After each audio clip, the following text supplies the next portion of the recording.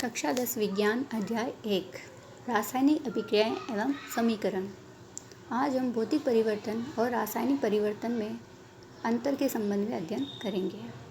भौतिक परिवर्तन पदार्थ के जो भौतिक गुण होते हैं और उनकी अवस्था होती है उनमें परिवर्तन होता है, तो ऐसे परिवर्तन भौतिक परिवर्तन कहलाते हैं। परिवर्तन का जब हम कारण हटा देते हैं तो पुनः हमें मूल पदार्थ प्राप्त हो जाता है और इस तरह के परिवर्तन अस्थायी होते हैं।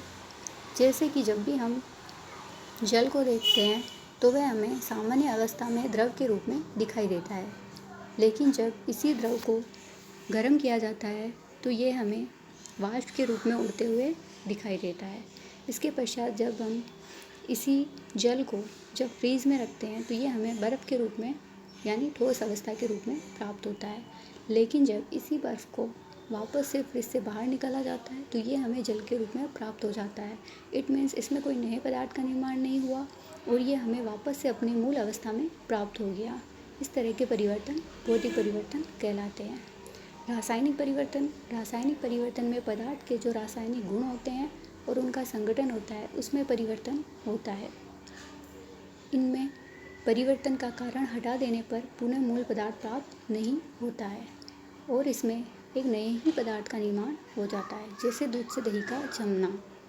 दूध से दही का जमना रासायनिक परिवर्तन का उदाहरण है। दूध में जब चावल डाला जाता है तो ये हमें दही के रूप में प्राप्त होता है, लेकिन इसी दही को जब वापस से दूध बनाने की कहा जाए तो क्या बनाया जा सकता है? नहीं बनाया जा सकता है।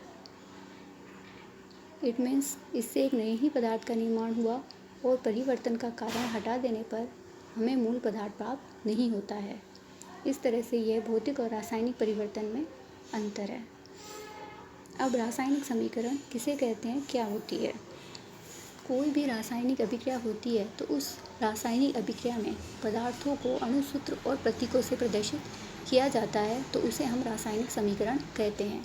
जैसे कि हमने मैग्नीशियम को Mg से दर्शाया, प्लस ऑक्सीजन को O से दर्शाया जाता है और इनसे बनने वाले पदार्थ को MgO2 से दर्शाया जाता है। बीच में जो तीर का निशान है इसको सम्मिलित रूप से हम एक रासायनिक समीकरण कहते हैं, क्योंकि इसको हमने अणुसूत्र और प्रतीक दोनों से दर्शाया है। अब इस रासायनिक समीकरण में जो अभिक्रिया हो रही है, इस अभिक्रिया में जो भाग ले रहे हैं, जैसे कि मैग्नीशियम और ऑक्सीजन दोनों भाग ले रहे हैं इस अभिक्रिया में, तो ये अभिकारक कहलाते हैं और इनसे बनने वाला पदार्थ उत्पाद के रूप में हमें प्राप्त होता है। जैसे मैग्नीशियम ऑक्साइड जो नया पदार्थ बना है वो उत्पाद कहलाता है।